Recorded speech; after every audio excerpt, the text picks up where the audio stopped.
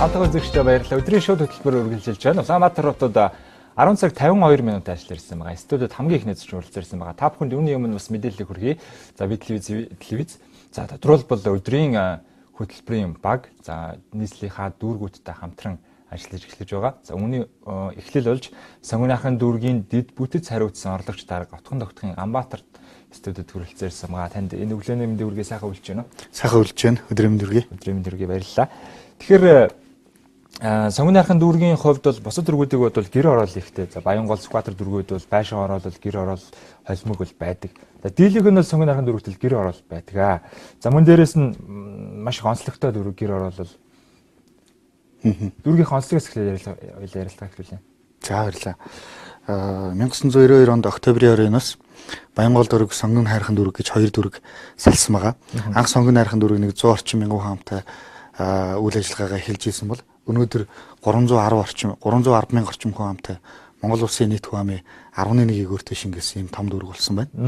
Дээрээс нь хотын баруун хязгаар гэдэг талаас ер нь хөдөө орон нутгаас шилжин иргэсэд байнга тогтмол шилжин ирж байна.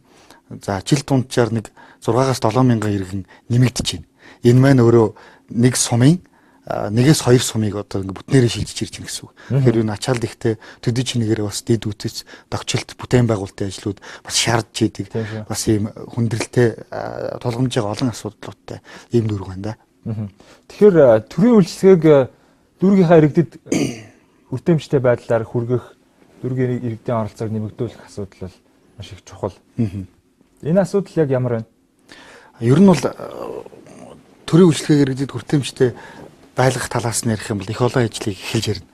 За 1992 онд анх нөгөө шинэ үндсэн хууль батлахдаа бид бүхэн чинь аймгийн нийслэл, сум дүүрэг, баг хороо гэдээ ингээд хуваачсан. Тэнгуут 300 мянган хаамтай Сонгон хайрхан дүүрэг, 3 мянган хаамтай сумын статустай адилхан. 10 мянган хаамтай нэг хороо, нэг 400-аас 500 хаамтай нэг багтай нэг адилхан статустай учраас одоо ер нь өөрчлөх олон ажлууд байгаа гэж ойлгож байна. Жишээ нь одоо энэ Сонгон хайрхан дүүрэг чинь нэг дундаж аймгаар тооцоолвол нэг 5-аас 6 аймаг одоо нийлүүлсэн дайны юм хүн амтай том дүүрэг учраас ер нь олон асуудлууд байна. Эхний ээлжинд ер нь бол Сонгон хайрхан дүүргийг дээд шатныхаа байгууллагуудтай бид нар хамтраад ер нь тавьж байгаа зорилго Сонгон хайрхан дүүргийг хоёр хуваах хэрэгтэй. Хоёр хувааж төрийн ачаалал бас иргэдэд хүртээмж байна. Нэмэгдэнэ дүүрэг гаргана гэсэн үг. Нөгөө талаас эхний ээлжинд дүүргээ одоо хуваахад бол олон асуудал гарна шүү дээ. Тогтчил бүтээн байгуулалтын олон иргэдийн шилж төлөвлөгөө гэдэг олон асуудлууд гарах учраас хэрвээ дүүрэг хувааж чадахгүй бол эхний ээлжинд бид бүхэн хороог хуваах хэрэгтэй. 10,000-аас дээш хүн амтай Сонгон хайрхан дүүрэгт 12-3 хороо. Энэ бол бас нөгөө төрийн үйлчлэгийг иргэдэд хүргэхэд ялангуяа хорон дээр ажиллаж байгаа нэг 4-5 төрлийн албаагч 10 хэдэн мянган иргэн дүүлчлэн гэдэг үл хүндрэлтэй байна. Энэ асуудлууд бол бид нар бас эхний ээлжинд хийх ёстой гэж ойлгож байна. За өмнөх Сонгон хайрхан би өөрөө Сонгон хайрхан дүүргийн иргэн л дээ. За шинэ хороо нэмэгдэж байгаа гэж бас мэдээллүүдийг өнгөрсөн бараг 4-5 жилийн өмнө л авч ирсэн. Ерөнхийдөө шилжих төлөвлөгөө маш их байдаг. Тулгарж байгаа асуудал бол энэ мэтчлийн маш их олон байдаг. Тэгээд та бүхний зүгээс бол одоо нийслэл орон нутагт гэлтгүй одоо сургууль цэцэрлэгийн асуудал маш их хүндрэлтэй байдаг. Энэ асуудалд Сонгон хайрхан дүүрэгт хэрэг хүндрэлтэй тусч байна. Мөн л адил асуудал байгаа бах. Яг ямар байна? Тий 2011 онд Сонгон хайрхан дүүрэг 25 хороотой байж байгаад 30 хороотой болсон. Тэгээд 30 хороотой. Одоо хахад хороо хогдвол хахад 40 орчим хороотой болно гэсэн үг. Ер нь бол ачаал бол нэлээд хүнд байгаа. Төрийн өмчт улсын 25 сургууль 43 цэцэрлэг үйл ажиллагаа явуулж байна. Нэг талаасаа бол олон тоо. Нөгөө талаасаа бол энэ чинь Монгол улсын нийт хүн амын төрийн нэмийн хэлээд 11-ийг өөртөө шингээс энэ том дөрвөлтөл одоо сургууль цэцэрлэгийн хүртээмжил үнэхээр хөрөлцөхгүй байна. 3 ээлжээр хичээлж байгаа олон сургуулиуд байна. За 0-5 хангалтгүй байгаа. 0-5 насны одоо цэцэрлэгийн асуудал бол маш өндөрлөлтэй байна. За ямар ч хэлсэн бид нөгөө нэг дор нэг өргөс авцсан юм шиг нэг дор бүгдийг шийдэж чадахгүй учраас боломж олцоогоор шийдэж байна. Жишээ нь 2017 онд Сонгон хайрхан дүүрэгт Сонгон хайрхан дүүргийн 26 дугаар хоронд хамгийн хүн амтай 26 дугаар хоронд нэг сургууль шинээр барихаар ямар ч гэсэн зурагдсан батлагч одоо энэ хавар ажил нь эхлэх гэж байна. За 25 дугаар хоронд 640 хүүхдийн багтаамжтай нэг сургуулийн өргөтгөлийн ажил эхэлж байна. За цэцэрлэгийн талаар гэх юм бол бас 26 дугаар 20 дугаар хоонд хоёр шин цэцэрлэг 12 дугаар хоонд нэг шин цэцэрлэгийн өргөтгөл баригдахаар ингээд ямар ч байсан зураг зүс батлагдсан энэ жил ажиллана эхэлнэ. Тэгэхээр ямар ч байсан бид нэг хоёр сургууль шинээр нэмэгдэх нь байна. Хоёр цэцэрлэг нэг өргөтгөл шинээр нэмэгдэх байна гэж болох. Тэгэхээр түрүүн бас л нөгөө хөдөө орон нутгаас шилжиж ирэх гэсэн.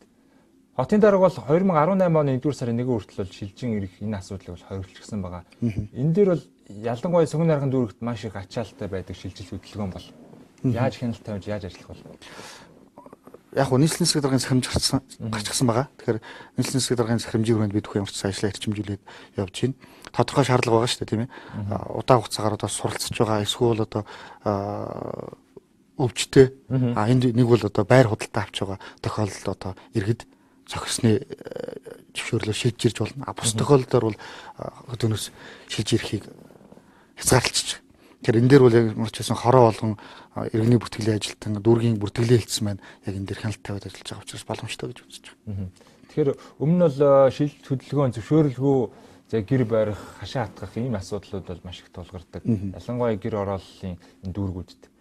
Энэ асуудал тэгэхээр энэ одоо газрын асуудалд яаж хяналт тавьж яаж ажиллаж байгаа бол та бүхний хувьд? Нийслэлийн засаг даргын захирамж гаргаад бас шинээр шин суурьшлийн бүс үүсэхгүй шинэ газар дээр болоод газар эзэмших хэрэгслээ эрхийн гэрчлэгийг олохгүй гэсэн бас захирамж гарчихсан байна. Зүгээр нэг зовлонтой тал нь түрүүн миний ярьж ирсэн иргэд маань хөдөөнөөс шилжиж ирээд шууд одоо ингээд дураараа нэг газар буучдаг. Тэгэнгуутаа тэнд одоо над зөвшөөрлөө өгөөч. Би одоо ингээд хүнд амьдрал хүнд байна гэдэг ингээд шууд зөвшөөрлөх хүсдэг. Тэнгуут л нөгөө дэд үтсийн асуудал, гэрэл захилгаан, сургууль цэцэрлэгийн асуудал ахаал яригдах шаардлагатай болж идэг. Ямар ч байсан бид бүхэн шин суурьшлийн бүс үүсэхгүй гэсэн ийм бодлого гарч ажиллаж байна. Хуучин суурьшлийн бүст олон жил амьдарчихсан энэ хүмүүсийн газар эзэмших гэрчлэгийг нь бол олгоно. Шинээр бол суурьшлийн бүс үүсэхгүйгээр ямар ч байсан нөгөө хүн амынхаа тоог нэг тодорхой хэмжээнд барих гэдэг нь шүү дээ Согн найрхан дүүрэг. Тэгэхгүй бол одоо ер нь бол хүндрэлтэй байгаа учраас. Тэгэхээр таны хувьд бол засаг захиргааны анхан шатны нэгж буюу хорон Согн найрхан дүүргийн бас нэгэн хорон засаг дараагаар ажиллаж байсан. За одоо л дүүргийн бас орлогч дараагаар ажиллаж байгаа. Энэ хоёрын ялгаа зааг нь юу вэ? Хүндрэлтэй асуудлууд, тулгамдж байгаа асуудлууд. Мэдээж энэ хоёр ч доо ингээд хоёр өөр шүү дээ. Асуудал бол харахад бол ойлгомжтой баг. Тийм. Яг ажиллаж байгаа хүний хувьд. Яг хөө зүгээр нэг талаасаа бол иргэдэд үйлчлэх гэсэн нэг л одоо үндсэн үүрэг зорилттой. Тийм шүү. Та нөгөө талаасаа бол хорооны засаг дараагаар ажиллана гэдэг бол аль аль нь хариуцлагатай ажил боловч хорооны засаг дарга бол яг ингээд өдөр тутам иргэдтэйгээ тулж ажилладаг. Гэхдээ хорооны засаг дарга нөгөө иргэдийнхаа хүсэж байгаа хүсэлд одоо ийм санал гомдлуудыг одоо төдийлөн бие дааж шийдэх боломж олцоо бол төдийлөн хамс. Дээжтнийхаа байгууллагуудад ханддаг, дүүрэгтэй, нийслэлтэй, улсынхаа түвшинд гээд ханддаг. Ямар ч байсан дөрвөн хашны байгууллагт өмнө 8 жил ажилласан. Яг ингээд иргэдэд маань ямар тулгамж байгаа асуудлууд, ямар санал хүсэлтүүд байна гэдгийг бас тодорхой хэмжээнд гадралдаг болчихсон учраас дүүрэгтэй бас орлогч дараагаар ирээд яг энэ дэд үтс тогтчил бүтээн байгуулалтын тал дээр нь бас шийдвэр гаргах түвшинд ажиллаж байгаа учраас энэ нэрээ ялгаатай болов гэсэн ийм л бодолтой байна да. Тэгэхээр иргэдийн оролцоо гэдэг үг маш их яригддаг. Яг энэ асуудал дүүргийн хэмжээнд хэр зэрэг байна? Тий, ер нь иргэдийн оролцоо гэж одоо энэ нийгэм тулгамж байгаа энэ асуудлуудыг ганц дан төрийн байгууллага оролцоотойгоор бид нар шийднэ гэхэд үнэхээр хүндрэлтэй л дээ. Төрийн бүс байгууллага, олон улсын байгууллагууд, за нутаг дэвсгэр дээр үйл ажиллагаа явуулж байгаа аж ахуйн нэгж байгууллагуудын оролцоотойгоор бид бүхэн энэ олон асуудлуудыг бид хамтдаа шийдэх ёстой. Эдийн дундаас хамгийн чухал үүрэг гүйцэтгэгч категори бол иргэн бохгүй. Иргэдийн оролцоог бид бүхэн ямар ч байсан нэмэгдүүлэхээр олон талт ажлуудыг төлөвлөгөө болгон ажиллаж байна. 2017 онд нийслэлээс иргэдийн оролцоо эрх зүйн шинтгэлийн жил болгон зарласан. Үүнтэй холбоотойгоор бид бүхэн ч гэсэн бас нэлээд олон ажлуудыг төлөвлөөд ажиллаж байгаа. Жишээлбэл Согн найрхан дүүргийн нийт хүн амын 70 орчим хүн гэр оролт амьдарч байгаа. Тэгэхээр бид бүхэн яг нөгөө 100% одоо гэр хорооллын асуудлыг дахин төлөвлөлтөөр нэг доор шийдэж чадахгүйгээс хойш бид бүхэн манай гудамж гэсэн төсөл хэрэгжүүлэхээр бид бүхэн ярьж байна. Тэгээ манай гудамж гэдэг төсөл төр яадаг вэ гэхээр ямар ч сан гудамж нь сайхан цэгцтэй байх хэвээр. Нэг өнгөөр будсан, нэг өнгөөр оохорцсон, хонхтой одоо бас нэг ариун цэврийн байгууламж 0 руугаа, за гэрэл руугаа, тийм үү, амбаар руугаа бүхэл газар руугаа ингээд нэг тийм жимтэй зам гаргачихсан. За 100 цагтаа бас нэг ногоон байгууламжийг бас бүрдүүлсэн юм иргэдийн оролцоотой юм гудамж төслийг хэрэгжүүлэхээр бид бүхэн бас төлөвлөлөд явж байна. Энэ дээрээ бид нар бас нэлээд бас иргэдийг оролцуулах хэрэгтэй гэж ойлгож байна. Бид нар нөгөө ийм зүйл өгдөг шүү дээ. Нөгөө эх орон надад юу өгөхөө гэхээс илүүтэйгээр эх орныхоо төлөө би юу хийж чадах вэ гэдгээ бас бодох хэрэгтэй гэж ойлгож байгаа. Ягаад тэгэхээр яг энэ эх орон нийслэл дүүрэг хороо за яг гудамж яг өөрийнхөө амьдрж байгаа орчиндөө хүн яаж ажиллаж амьдрахаас цаашдынх нь өөрийнх нь хөгжил амьдрах орчин ч гэсэн шалтгаалх учраас иргэдийн оролцоог нэлээд нэмэгдүүлье. Тэднийг үнэхээр бас сайн гудамжинд манай гудамж төслийг хэрэгжүүлж оролцож чадж байгаа энэ иргэдээ бас сайн урамшуулъя. Тэдэнд бас тодорхой хэмжээний бас төрөөс үзүүлэх дэмжлэг гэсэн үзүүлэгээд ингээд ажиллаж байгаа. Дээрээс нь хороо болгонд 2017 оны 1 сарын 1-ээс бид бүхэн иргэний танхимын ажилтан гэж томилсон байгаа. Нэгсэндөө төрийн хашидны байгууллага хороо маань өөрөө иргэдэд нээлттэй байгууллага байх хэрэгтэй. Иргэний танхим гээд иргэд маань тэндээ ирээд өдөр тутам асуудлуудаа ярьж идэг. Нөгөө иргэд маань нөгөө гудамж төсөл хэрэгжүүлэх гэж байгаа бол бүлгэрээ хамтдаа энэ юг тэдэн цагт уулзъя ийм зүйл хий гэдгээ хороон дээр ярьж идэг. Хороо болгонд бас чирэгжүүлсэн танхим байж байгаа. Энэ дээр бас нэг залуучууд маань дунд насных маань ахмадууд маань бас бие биедраа зөв хөгжүүлээд бас сайхан нөхөрлөөд нөгөө 100 төгрөгтэй явснаас 100 нөхөртэй өгж байдаг шүү дээ. Сайхан хамт олон үсгээд тэндээсээ бас нэг иргэдийн бас нэг санал санаачлагыг гаргаад ингэж явуулах энэ олон төрлийн ажиллагааг бид бүхэн дэмжиж ажиллаж байна. Тэгэхээр иргэдийн оролцоо ярьсных энгийн дадлаар эрүүл амьсгалыг гэсэн ийм аян өрнүүлж байгаа гэж сонсдуулсан. За энэ дараа мэдээллийг хэлцэх байна. Тий. Дүүргийн засаг даргын санаачлагаар энгийн дадлаар эрүүл амьсгалыг төсөл хэрэгжүүлж байгаа.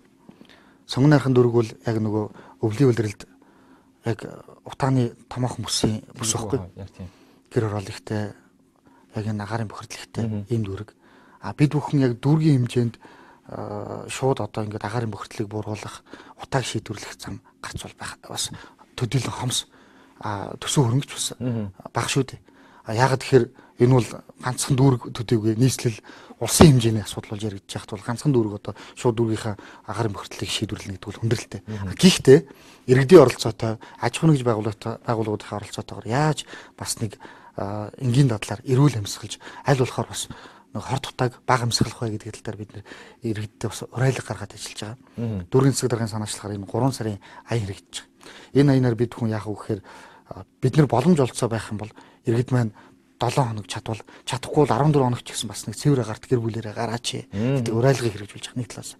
Нөгөө талаас бага насны хүүхдүүд өөрсдөө ч гэсэн ер нь бол насанд хүрсэн хүмүүс ч гэсэн аль болохоор өглөө оройд яг энэ утааны үеэр бас нэг амны хаалт буюу маскыг тогтмол хэрэглэж заншаасаа гэсэн энэ зүйлүүдийг бас уриалж байгаа. Дараад нь бас бид нэр аль болохоор витаминлэг, тэжээллэг энэ хоол хүнсийг бас хэрэглээч гэсэн уриалгыг гаргаж байгаа. Ганцхан уриалаад зогсохгүйгээр төрийн байгууллага, аж ахуйн нэгж байгууллагууд, төрийн бус байгууллагуудтай хамтран яг энэ сургууль цэцэрлэгүүд, бага насны хүүхдүүд дээр бол бид нэр яг хүчил төрөгчийн коктейл уулгах ч гэдэг юм уу, витаминлэг хоол хүнсээр одоо хангах энэ ажлыг төрийн бус байгууллагууд, аж ахуйн нэгж байгууллагатай хамтарч хэрэгжүүлж байгаа. Жишээ нь энэ ажлыг бол одоо үндэсний үйлдвэрлэгч сүү хувьцаат компани маань маш сайн дэмжиж байгаа. Яг нэг сүүсүн бүтээгдэхүүнээрээ тусалж явах чиглэл. Мил хаус гурлийн үйлдвэр маань тусалж явах чиглэлийн гэх мэт юм. Маш олон аж ахуйн нэгж байгууллагууд, төрийн бус байгууллагууд, олон улсын байгууллагууд энэ урайлаг санаачлагыг дэмжиж хамтарч ажиллаж байгаа. Тэгэхээр энэ мэдээлэлд болох туйлыг таатай. Би өөрөө сонгон найрхан дүүргийн иргэн учраас бас их таатай байна л да, талаа санагдаж байна. За одоо бусад дүүргүүдийг харьцуулахад сонгон найрхан дүүрэг гэр орол ихтэй нийт хүн амын дүүргийн хүн амын айл өрхийн дийлэнх буюу 70 гаруй хүн гэр оролд амьдардаг. За бусад дүүргүүдтэй харьцуулахад гэмт хэргийн гаралт бол сонгон найрхан дүүрэгт ялгүй илүү байдаг. Ийм судалгаа бол байд юм билээ. Харин одоо гэр ороолын гудамж талбайн гэрэлтүүлэг, камержуулах тийм ээ. За энэ хараа хяналтын асуудлыг яаж шийдэж байгаа вэ? Яаж төлөвлөж байгаа энэ талаараас мэдээлэл хуваалцаж. 2017 онд тохиолдол бүтээн байгуулалтын бид нэр хүн нэлээд олон ажлуудыг ерөнхийдөө төлөвлөд ажиллаж байна. За улс нийслэл дүүргийн хөрөнгө оруулалтаар нийтдээ яг нь бүтээн байгуулалтын нийлээчүүд нэг 60 гаруй тэрбум төгрөгийн ажил хийх гэхээр ямар ч байсан төлөвлөгдөд ажиллаж байна. Эдэн дундаасаа бид хүн ярьлаа, дөрвөн сургууль цэцэрлэгийн асуудлыг ярьсан. Манай гудамж төслийн асуудлыг ярьлаа. За хамгийн чухал асуудал бол яг өөрийн чинь хэлдэг гэрэлтүүлэг камержуулалтын асуудал. Нэг талаасаа хүн эрүүл аюулгүй орчинд амьдрах ёстой. Нөгөө талаас энэ гэмтэргийн гаралт бас их байгаад холбогдуулаад энэ камержуулалт, энэ гэрэлтүүлэг хамгийн чухал асуудал. Нийслэлийн хөрөнгө оруулалтаар ямар ч байсан нийслэлийн төсөвт бид бүхэн зөвхөн гэрэлтүүлэгт Сонгон найрхан дүүргийн хэмжээнд 1.3 тэрбум төгрөгийг суулгаж чадсан байгаа. Гэмтэргийн гаралт болоод яг үүндээ бид бүхэн нөгөө хог хаягдл одоо ингээл орчиндөө хог хаяж байгаа газрууд гэмтэр ихээр гарч болцсгүй энэ газруудад бас 1.6 тэрбум төгрөгөөр камержуулалт бас хийхээр бид бүхэн төлөвлөд ямар ч байсан 2017 онд энэ бүтээн байгуулалтын ажлууд хийгдэж дуусна гэж төлөвлөж байгаа. Ерөнхийдөө та бүхэн ярилцлага өндөрлөж байна. Таны хувьд бол танаа багийн хувьд бол ажиллаа аваад бол хагас жил орчим болж байгаа. За тэгээд та бүхэн 2017 онд ерөнхийдөө цаашдаа хэрэгжүүлэх томоохон ажлуудын талаар төлөвлөгөөг бас хуваалцаж. За 2017 түрүүн хэллээ. Ер нь бол дүүргийн хэмжээнд 60 тэрбум төгрөгөөр улс нийслэл олон улсын байгууллага бүх төрлийн санхүүжилтээр нийлээд бүтээн байгуулалтын ажил хийгдэж байна. За томоохон ажлууд гэх юм бол Азийн хөгжлийн банк Монгол Улсын засгийн газартай хамтраад Сэлб Баян шүү дэд төв хөтөлбөр гэж хэрэгжиж байгаа шүү дээ. Манай дээр Баян шүү дэд хөтөлбөр хэрэгжиж байгаа. Энэ дээр 7.3 км-ийн ариутгал буюу нэг бохирын шугам суулгах ажил. За ер нь бол 2017 онд нэлээд хийгдэнэ гэж үзэж байгаа. Дээрээс нь Монгол Улсын засгийн газар Австрийн засгийн газартай хамтраад дэд үтсийн асуудлыг шийдэх бас нэг цогц хэлцээрт гар үсэг зурсан байгаа. Энд хамгийн чухал буюу дүүрэг буюу сонгон найрхан дүүргийн асуудал бол нэлээд орсон байгаа. Тэгэхээр сонгон найрхан дүүрэгт бол дэд үтсийн чиглэлээр бас нэлээд олон ажил хийгдэнэ гэж үзэж байгаа. Дээрээс нь сонгон найрхан дүүрэгт гэр хороололт, гэрэл захилгаан болон гэрэл захилгаан байхгүй захилгааны хүчтэй байхдаа 6000 гаруй айл өрөх байгаа. Энэ захилгааны асуудлыг бас энэ жил бүрэн шийдвэрлэхээр бид бүхэн төлөвлөсөн байж байгаа. За өмнөх жилүүдэд эдийн засаг бас харьцангуй боломжийн байсан үед орон нутгийн хөгжлийн сангийн хөрөнгөөр сонгон найрхан дүүрэгт 3-аас 4 тэрбум төгрөгийн ажил хийгддэг гэсэн бол энэ жил 2017 онд бас эдийн засаг хүндрэлтэй байгаагаагаар холбогдуулаад орон нутгийн хөгжлийн сангийн хөрөнгөнд нэлээд багассан 600 орчим сая төгрөгийн төгсөл бүтээн байгуулалтын ажил хийгдэнэ. Энэ 600 орчим сая төгрөгийн бүтээн байгуулалтын ажил сонгон найрхан дүүргийн 32 хороонд тэгэхээр нэг хороонд 20 орчим сая төгрөгийн төгсөлтийн засварын ажлууд бас хийгдэхээр төлөвлөж байна. За нийслэлийн иргэдийн хурал буюу нийслэлийн 9 төлөөлөгч нартай бас нэг хамтраад бас нэлээд хэдэн төгсөл бүтээн байгуулалтын ажлуудыг хийхээр бас нийслэлийн төсөвт нийслэлийн тодтол бас суулгахаар бас дахин хамтдаа хөцөлдөж байна. Ер нь 2017 он бол сонгон найрхан дүүрэгт төгсөл бүтээн байгуулалтын жил болно гэдэгт бол бүр итгэлтэй байна. Тэгэхээр уучлаарай Ганбаатар дарга би танаас нэг зүйлийг тодруулахаа мартсан байна. Юу гэхээр та бүхний зүгээс танай багийн зүгээс сонгон найрхан дүүргээс гарсан улсын их хурлын гишүүд болон за төрийн бус байгууллагуудтай хэрхэн хамтарч ажиллаж байна вэ? Ажлын төлөвлөгөө гарсан бол түүнээс бас хуваалцаач. Төлөв яг сонгон найрхан дүүрэг сая сонгуулийн тухай шинэ хуулиар хамгийн олон улсын их хурлын гишүүнтэй ийм тойрог болсон. Баян зүрх манай хоёр. Тийм шүү. 6 улсын их хурлын гишүүнтэй нийслэлийн 9 төлөөлөгчтэй байгаа. Дүүргийн 41 төлөөлөгч. Дээрээс нь олон улсын байгууллагуудтай бас бид бүхэн нэлээд олон ажлуудыг хамтдаа хийхээр төлөвлөсөн байж байгаа. Жишээлбэл одоо 2012-оос 2017 онд дэлхийн зүүн олон улсын байгууллагатай бид бүхэн 5 жилийн бас дунд хугацааны хөтөлбөрт одоо гар үсэг зураад сая 17 оны 1 сард дүгнэлээ. Үнэхээр бас иргэд рүүгээ чиглэсэн нийгмийн цогц үйлчлэгийг хангахад чиглэсэн олон ажлуудыг хамтдаа хийж чадсан байна. Ялангуяа бид нөгөө нийгмийн зорилт хэлбэл буюу амжиргааны баталгаажих төвшнгөөс дагуур орлоготой хүмүүсийг тэдэнд бас туслах, дээрээс нь тэднийг хөгжүүлэх тал дээр өнгөрсөн 5 жилд тодорхой хэмжээний зорилтуудыг хийж чадсан байна. Сая энэ гэрээгээ дүгнээд 2017-оос 2021 он хүртэл бас дэлхийн зүүн олон улсын байгууллагатай 4 жил хамтран ажиллах бас гэрээнд гар үсэг дөрвөн засаг дарга зурсан байгаа. Энэ 4 жилийн хугацаанд ч гэсэн бид бүхэн яг энэ дэлхийн зүүн олон улсын байгууллага за GSI байгуулагч гэдэг юм уу ер нь маш олон төрлийн бас байгууллагуудтай хамтран ажиллаж байгаа. Улсын их хурлын гишүүд маань ч гэсэн бид бүхнийг улсын их хурлын гишүүд нийслэлийн 9 төлөөлөгч дүүргийн төлөөлөгч шат чадны төлөөлөгч нар байна. Бидний ажлыг маш сайн дэмжиж байгаа. Боломж олцоогоор бид бүхэн яг нэг баг болон хамтарч ажиллаж чадж байгаа гэж ойлгож байна. Маш их баярлалаа. Бидний урилгыг хүлээн авч хүрэлцээрж за хийж байгаа ажил төлөвлөгөө мэдээллийг хуваалцсан танд баярлалаа. Танд болон танай багийн хамт олон нэрвэлхийг хүсье. Баярлалаа. Та бүхний ажилч гэсэн амжилт хүсье. Маш баярлалаа. Ингээд хөтөлбөрийн энэ хэсэгт сонгон найрхан дүүргийн дэд бүтэц хариуцсан орлогч дарга Отгон тогтгийн Ганбаатар оролцож мэдээллийг хуваалцлаа. Ингээд завсарлагын дараа ээлж зочин студид бэлэн байх болно.